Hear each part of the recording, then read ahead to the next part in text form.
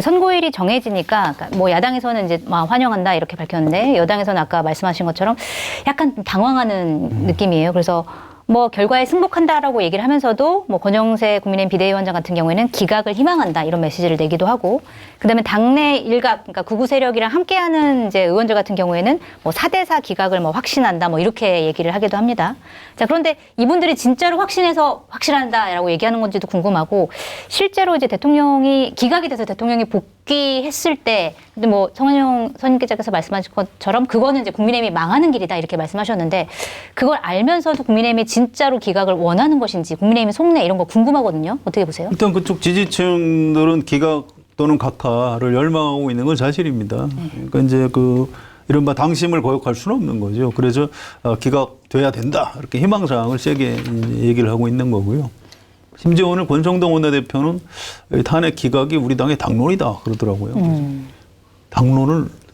탄핵 기각이 어떻게 당론이겠지? 아니, 탄핵 의총으로 추인한 게 맞나요? 그러니까 탄핵 인용이나 기각을 당에서 이렇게 의총에서 결정하는 거면 당론으로 뭐 하라고 하겠는데 이게 도대체 무슨 소리인지 모르겠어요. 그래서 애초에 탄핵 소추 자체에 우리는 반대했었기 때문에 지금 탄핵 기각이 우리 당론이다 이렇게 얘기를 했어요. 그래서 기자들이 뭐 이게 무슨 소리지 이렇게 당황해하는 장면이 좀 있었습니다. 그래서 지금 상황이 좀 뭐라고 그럴까요? 좀 다급하다 보니까 좀 메시지가 막 굉장히 좀 혼란스럽게 나오는 거니까 조금 좀 접어주시는 게, 좀 그 이해를 해주시는 게. 고지고대로 믿기보다는 그럴 만한 사정이 있구나 뭐 이렇게. 처지가 그렇구나. 얼마나 답답하면 말을 저렇게 할까 이렇게 조금 접어주시는 게 더 맞는 것 같습니다. 알겠습니다. 국민의힘의 속내 뭘까요? 저는 초질관 말씀드리지만은 대선으로 넘어가는 디딤돌을 어떻게 가져갈 거냐에 대한 고민들이라고 생각합니다. 네. 그 결과가 승복 메시지를 끊임없이 자꾸 강조하는 이유가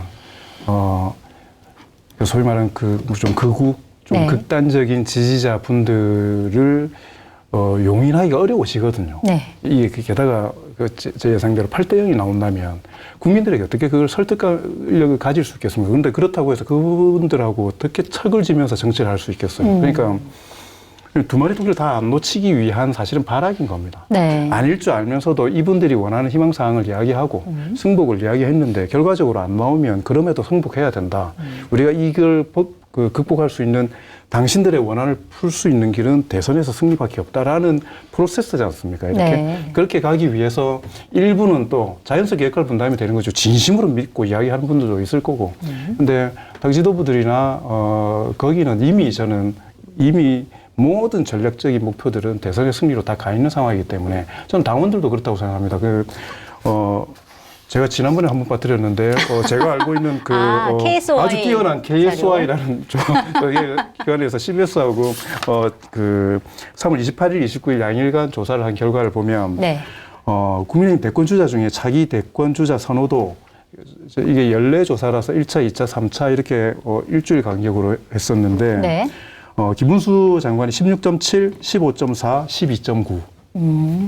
점점 줄어드네요. 한동훈 전 국민의힘 대표가 5.7, 6.5, 8.8. 점점 늘어나고. 예, 그다음에 범보수 후보 선호도 또 했었는데 김문수 후보가 18.6, 16.8, 14.4. 그다음에 한동훈 대표죠. 전 대표가 7.2, 8.6, 10.4. 그리고 여기에는 보수 후보니까 숫자를 좀 더 넣었습니다. 그러니까 유승민 후보 들어가니까 11.9까지 나옵니다. 그러니까 이거는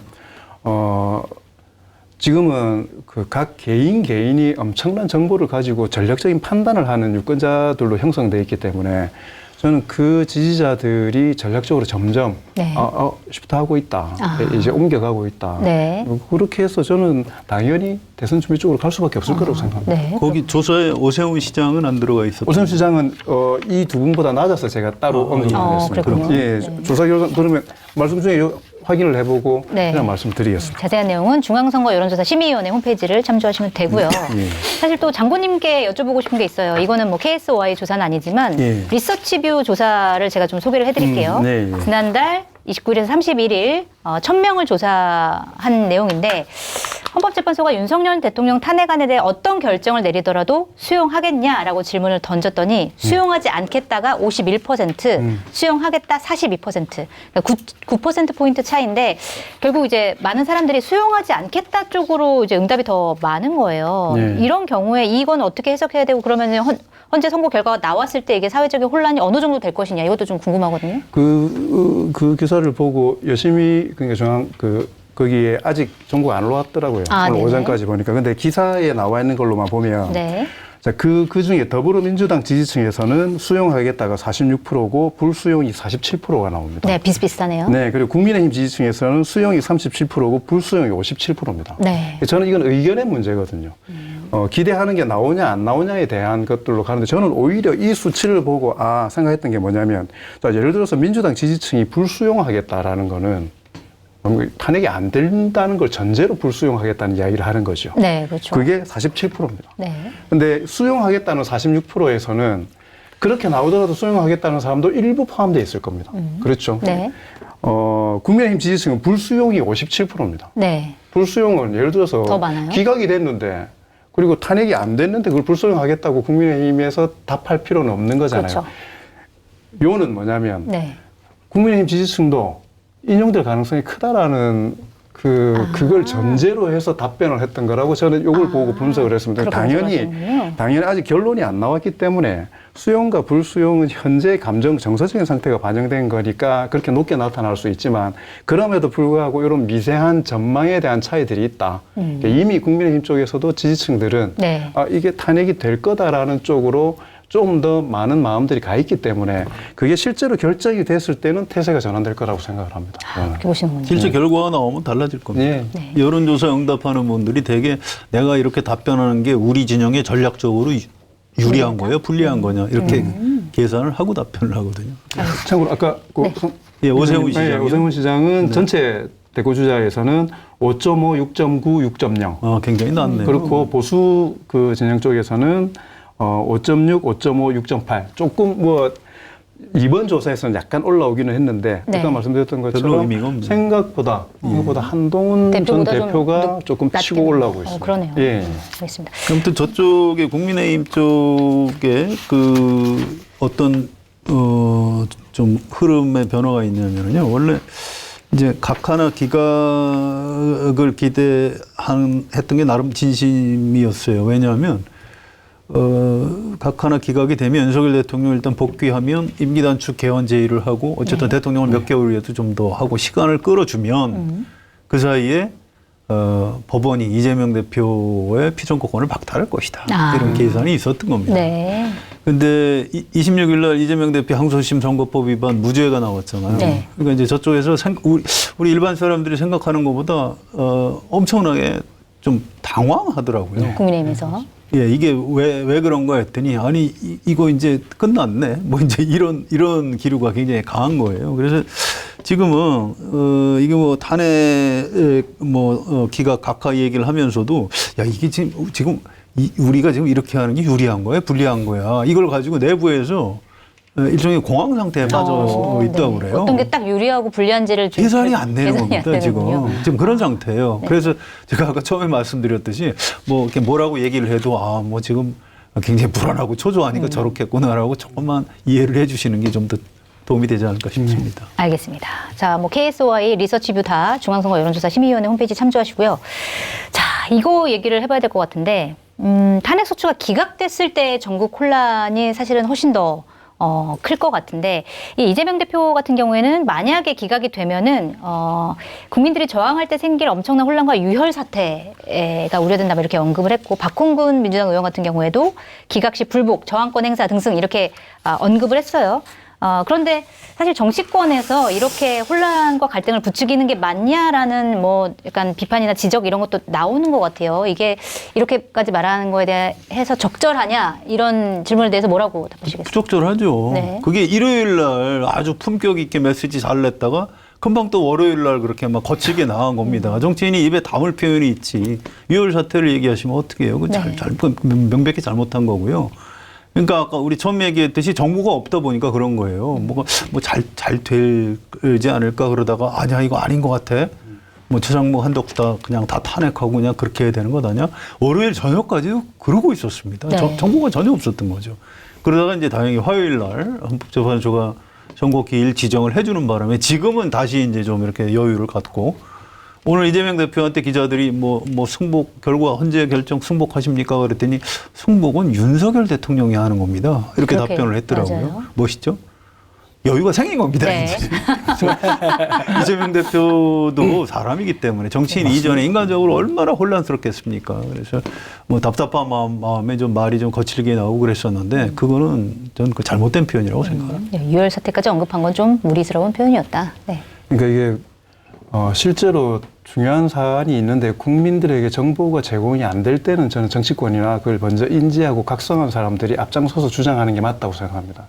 근데 이건 보탤 것도 숨길 것도 없이 다 드러나는 거거든요. 네. 그러면은 이건 국민들을 믿고 국민들 한 발 뒤에 서 있는 게 저는 맞다고 생각합니다. 네. 그러니까 불복 이거는 더더군다나 입에 담아서는 안 될 이야기죠. 네. 그건 국민들이 결정할 문제인 거죠. 그걸 그래서 이건 약간 아까도 말씀드린 것처럼 그래서 진짜 헌법재판소 믿을 만하다. 네. 이렇게 보안이 철저하네. 아무도 모르는구나. 사실 여기 오기 전에 네. 몇 군데 또 전화해가지고 8대0 이야기하면 되냐? 뭐 이렇게 물어봤는데 네. 모두가 하는 이야기가 그렇게 되지 않겠어요. 이거거든요. 네. 근데 그 그걸 말이 믿어야죠. 가장 진실성이 있었습니다. 그러니까 어떤 정보도 없는 겁니다. 그렇죠? 그렇기 때문에 그런 네. 혼란들이 좀 생겼던 거고 근데 그럼에도 불구하고 성 기자님 말씀하셨던 것처럼 지금은 국민들 뒤에 서야 될 때지 앞에 서야 될 때가 아닌 것 같습니다. 네, 국민들 판단에 맡겨야 된다. 네. 이런 말씀이십니다. 네, 이번에는 국민의힘이 지금 앞으로 어떻게 가야 되는지, 보수당의 미래가 어떻게 됐는지, 살 길은 무엇인지 이런 얘기를 좀 나눠봐야 될 것 같아요. 일단 탄핵이 인용되면 뭐 국민의힘에서 당연히 이제 조기 대선 준비를 해야 될 거고 이미 이제 그런 모두가 아마 계엄 당시부터 시작됐을 거다라고 이제 장관님께서 말씀을 해주셨는데 일단 국민의힘 지지자 중에서 탄핵을 반대한다는 응답이 86%라고 합니다. 한국갤럽이 지난 25일, 27일 1,000명을 대상으로 조사를 했더니 민주당 지지층에서는 97%가 윤석열 대통령 탄핵에 찬성을 했고 국민의힘 지지층의 86%가 윤석열 대통령 탄핵을 반대했습니다. 이것도 자세한 내용은 중앙선거 여론조사심의위원회 홈페이지 참조하시고요. 자, 그러면 대선이 돌입했을 때 어쨌든 80%가 윤석열 대통령 탄핵을 반대했는데 이분들을 어떻게 설득해서 갈 것인가 이것도 굉장히 큰 과제가 될 것 같거든요. 어떻게? 그러니까 말씀드렸지 않습니까? 그 수능 시험 앞두면 전부 다 시험 쉽게 나오길 바랍니다. 시험 쉽게 나오면 좋겠냐, 쉽게 나오면 좋겠다고 합니다. 네. 어려웠어요. 그럼 시험 거부합니까? 안 됩니다. 네. 그러니까 이게 아까도 말씀하셨던 것처럼 결정이 되는 것과 염원과 발행이 반영되는 조사하고는 전혀 다른 차이이기 때문에 저는 태세 전환을 할 거고 지지자들도 네. 그 사격할 때 그거지 않습니까? 밑에 집안이 바뀌고 거리가 바뀌면 0점을 다시 조정합니다. 그러니까 저는 전략적으로 목표 지점들을 바꾸고 네. 자연스럽게 당연히 대선 쪽으로 급격히 쏠려서 넘어갈 거라고 생각합니다. 뭐 일각에서는 어쨌든 탄핵이 인용이 되면 약간의 어떻게 표현하면 애도 기간이라고 할까요? 이거를 좀 슬퍼할 수 있는 기간을 주고 그 다음에 움직일 것이다. 뭐 이런 의견도 나오는데 그런 기간이 좀 필요할까요? 표정 무표정하고 네. 네, 몸은 아주 열심히 움직일 수 있는 겁니다. 그런 식으로 물밑에서. 애도 또 움직이면서 할 수 있는 거잖아요. 60일입니다. 네. 길기도 하지만 대단히 짧은 기간입니다. 그게 현실적으로 우겨 넣어야 될 일정들이 간단치 않기 때문에 정서적으로 그런 게 정치적으로든 진심으로 하든 어쨌든 간에 실제 대선 준비는 착착 진행될 수밖에 없습니다. 그렇게 보시나요? 박근혜 대통령이 파면되고 한 이틀 뒤에 관저에서 나왔습니다. 그래서 삼성동 집으로 돌아갔죠. 그래서 이번에도 비슷한 절차를 받게 될 거예요. 일단 서울구치소에 있다 풀려났기 때문에 돌아갈 수 있는 데가 아크로비스타. 네, 사죠. 사죠. 그리 가게 되겠죠. 거기서 이제 형사재판은 진행 중이니까 재판을 열심히 받아야 되겠죠. 근데 정치적으로는 대통령직에서 파면되는 순간 정치적 사망이라고 보시면 됩니다. 뭐 사람 자연인의 목숨이 끊어지는 거하고 비교하고 싶지는 않은데 네. 좀 약간 결례이긴 합니다만 어쨌든 우리가 장례 절차 같은 게 좀 필요하죠. 그래서 정치적 사망이 있어도 며칠 정도는 이제 우리 성채경화 기자가 표현하셨듯이 애도 기간 같은 게 좀 필요할 겁니다. 그래서 그쪽에서 좀 화난 분들 좀 이렇게 뭐 좀 시위도 좀 예상이 되고요. 뭐 근데 그거를 조금은 참아줘야 될 것 같아요. 네. 근데 그게 지나고 나면 우리 장 교수님, 장관님 말씀하신 대로 대세 전환을 할 수밖에 없어요. 그 국민의힘 지지자들은 지금 민주당 지지자들하고 좀 달라요. 네. 거긴 또 이렇게 높은 데서 결정하면 대충 따라가는 문화가 네. 있습니다. 그렇군요. 예. 그래서 그거는 이제 그 대선 후보들이나 지금 권영세 비대위원장, 권성동 원내대표 이런 분들이 지금 민주당한테 자꾸 승복하라고 하죠. 민주당한테 얘기하는 것 같지만 그게 사실은 아까 말씀하셨듯이 자기 지지층한테 하는 얘기거든요. 그래서 논리를 이제 이렇게 구성을 하겠죠. 자, 여러분 윤석열 대통령 억울하게 참 파면됐습니다. 이 명예회복을 시켜줘야 됩니다. 그러려면 우리가 대선에서 승리해야 됩니다. 자, 우리 힘을 모읍시다. 이제 이런 식으로 모두 전환을 할 겁니다. 그리고 네. 대부분의 지지층이 아마 다수는 그리 따라가지 않을까 이렇게 예측이 됩니다. 자, 그런데 또 이런 이제 대선 그 방향을 윤석열 대통령이 틀어버리진 않을까라고 하는 우려 이런 것들이 좀 나올 것 같습니다. 그러니까 어쨌든 파면이 된다라고 하면 파면 뒤에 사저로 이제 돌아가서 과연 어떤 행동을 할 것이냐, 뭐 뒤로 물러나서 있는 게 사실은 여당을 도와주는 걸 텐데 그렇게 할 것이냐, 아니면 전면에 나서서 극우 세력을 선동할 것이냐. 뭐 일각에서는 보수 유튜버로 변신할 것이다. 뭐 이런 예측이 나오기도 하거든요. 윤석열 대통령 어떤 행동을 보일까요? 그러니까 상식적으로는 조용히 있는 게 맞지요. 이게 또 앞으로 나서면 자기 형사재판에도 여러 가지 불리한 겁니다. 그게 네. 판사 입장에서 불안하니까 다시 구속시킬 수도 있어요. 그런데 또 우리가 윤석열스러움이라는 게 있잖아요. 이분 어떻게 할지 모릅니다. 그 백혜란 의원이 네. 아마 보수 유튜버로 변신을 해가지고 전광훈 목사보다도 더 세게 할 거다 이런 얘기를 하던데 네. 진짜 그럴 수도 있겠다는 생각이 들기는 해요. 이제 워낙 우리 그 예측이 잘 안 맞다 보니까. 그래서 네. 이건 이제 당일론으로 말씀드리면 제발 대한민국 대통령을 했던 사람인데 파면 이후에 좀 조용히 살아주셨으면 감사합니다. 이렇게 말씀드리겠습니다. 네. 저는 유튜버나 다른 활동을 한다면 그건 그 정치적인 명예 복권의 문제, 뭐 대한민국의 가치에 관련된 문제를 외연에 깔겠지만 끼워놓고 말하면 돈 문제가 걸릴 거라고 생각합니다. 돈 문제요? 저는 네. 앞으로 사법적인 처리의 문제, 네. 이 지금 이재명 대표하고 비교할 수 없을 정도의 네. 엄중한 죄들이 걸려 있는 거지 않습니까? 그렇죠. 그것인데 그게 현실적으로 실제로 들어가 보면 변호사 비용이나 이런 부분들 때문에 네. 이게 진짜로 간단치 않은 싸움이 됩니다. 네네. 지금 아까 송 기자님 말씀하셨던 것처럼 정치적으로 뭔가 다시 찾아낼 수 있는 거는 조용히 있어서 국민의힘이 이겨내면은 그나마 숨구멍이 트이는 것밖에 없거든요. 네. 그럼에도 불구하고 적극적으로 나선다 이러면 분기, 지금 당장 생기는 분기와 실리에 대한 추구이기 때문에 네. 더더구나 저는 그렇게까지 망가지지 않았으면 좋겠다는 생각 때문에 좀 조용히 계셨으면 좋겠고 네. 지금은 가능성이 있다고 생각하고 살아남기 위해서 이야기를 많이 하신 거지 않습니까? 근데 이제는 죽지 않기 위해서 침묵을 선택하셔야 될 겁니다. 아, 죽지 않기 위해서 침묵을 선택해야 된다. 예, 그다음에 또 우리가 그냥 있어서는 안 돼요. 지금 내란죄는 불소추 특권이 없기 때문에 지금 재판 진행 중이지만 다른 범죄를 가지고 수사기관에서 수사할 수도 없고 기소할 수도 없거든요. 그런데 대통령직에서 파면되면 뭐 여러 가지 있죠. 공직선거법 위반이라든가 네, 뭐 이런 것도 있고. 네, 맞습니다. 직권남용 혐의. 네, 직권남용 이런 것도 있고. 그리고 또 이제 김건희 여사에 대해서도 검찰이 제대로 수사 못하지 않습니까? 현실적으로 뭐 현직 대통령 부인을 어떻게 수사하겠습니까? 그런데 대통령 측에서 파면이 되고 나면 뭐 검찰 또는 다른 수사기관에서라도 좀 자유롭게 수사를 할 수 있지 않을까. 그래서 그 부분은 뭐라고 그럴까요? 뭐 김건희 여사를 꼭 감옥을 보내자 이런 정서적 차원이 아니고 네.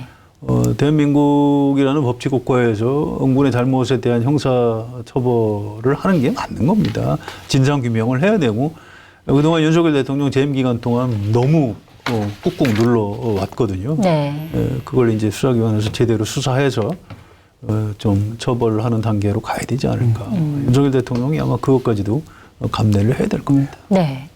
자, 그럼 국민의힘에서는 과연 윤석열 대통령이랑 관계 설정을 어떻게 할 것이냐, 이것도 좀 관건인 것 같은데, 말씀하신 것처럼 지금은 이제 내란죄 대통령이기 때문에 내란죄로만 이제 수사를 받지만, 대통령제에서 파면이 되면 뭐 직권남용 여러 가지 이제 혐의들, 김건희 여사의 여러 가지 혐의들, 이런 것들을 다 수사를 받을 텐데, 이런 상황에서 지금까지 해왔던 것처럼 윤석열 대통령을 좀 쉴드를 쳐준다거나 이렇게 할지, 아니면 아예 딱 선을 그어가지고 그때서부터는 그냥 아예 이제 안면 몰수하고 갈지, 어떻게 한다고 아까 생각해요? 이야기했던 그 잠깐 농담처럼 이야기했는데 운짱이 최고라고 했었는데 사실은 네. 윤석열 대통령은 저는 주장 아니고 술자리에서의 리더십이 그게 제가 비아냥거리는 게 아니고 실제로 술자리에서의 리더십이라는 게 사람들을 견인해내는 힘들이 있습니다. 근데 병권을 상실하면은 술자리에서 리더십을 할 수가 없습니다. 아, 그렇군요. 주종을 선택할 수도 없고 네. 원샷의 양을 정할 수도 없습니다. 이제. 아, 되게 디테일하군요. 그렇지 않습니까? 그렇게 된 상황이기 네. 때문에 저는 그냥 술자리에 구석으로 밀려날 수밖에 없다. 혹은 술자리 자체에서 제외될 수밖에 없을 거다라고 생각합니다. 네. 이게 민주당에서 윤석열 대통령에 대해 가지고 지금 성 기자님 말씀하셨던 것처럼 법적인 부분에 대해서 막 요구하고 하면 한쪽 편에서는 정치적인 보복, 심판 이런 쪽의 느낌을 주지만 자기 식구가 그걸 정리해버리면 읍참마속으로 이게 표현이 되는 거지 않습니까? 네. 그게 어떻게 연출을 하느냐에 따라 다르겠지만은 저는 대선에서 그나마 의미 있는 득표를 할 수 있는 국민의힘의 방식은 그렇게 읍참마속이라는 이미지를 외부적으로 비추는 것 이외에는 없을 거다라고 생각합니다. 끊어낼 수밖에 없을 것이다. 저는 아까 말씀드렸던 것처럼 한동훈 대표의 지지율이 변동사항이 있다는 게 그게 암시하는 부분들이 있거든요. 네. 갈라질 것 같다는 생각이 들어요. 이른바 좀 합리적 보수하고 극우 쪽하고. 어쨌든 극우 쪽이 지금은 굉장히 크죠. 그런데 아마 줄어들 겁니다. 이게 전 이제 박근혜 전 대통령하고 자꾸 비교를 하게 되는데, 박근혜 대통령은 독특한 이미지가 있어요. 박정희 딸, 뭐 어릴 때 엄마 아버지 다 총 맞아 돌아가시고, 뭐 이런 뭐 비련의 공주, 뭐 또 이제 여성, 뭐 이런. 그런데 이제 윤석열 대통령 지지층들의 특징은 윤석열이 뭐 위대하다, 애틋하다, 그게 아니고, 이재명, 민주당이 악마들을 확실히 때려잡을 수 있는 사람이라서 우리가 픽업을 해서 세웠다. 그러니까 일종의 도구군요. 도구죠. 일종의 반민주당, 반 이재명을 위한 도구입니다. 그런데 곡괭이질을 하다가 곡괭이 모가지가 부러지면 그 도구를 어떻게 해야 버리고 다른 도구를. 뭐 더 이상 쓸모가 없는데 대통령직에서 파면된 윤석열이 무슨 힘이 있어요? 그래서 저는 박근혜 대통령하고 또 다르게 좀 약간 앞으로 좀 비참한 여생을 보내지 않을까 이렇게 예측을 합니다. 알겠습니다. 마지막으로 좀 위기에 닥친 국민의힘에게 좀 조언을 해주시자면 두 분 다 어떻게 조언을 해주시겠어요? 버려야 산다. 손절해라. 손절 안 하면 재산 다 날릴 수 있다.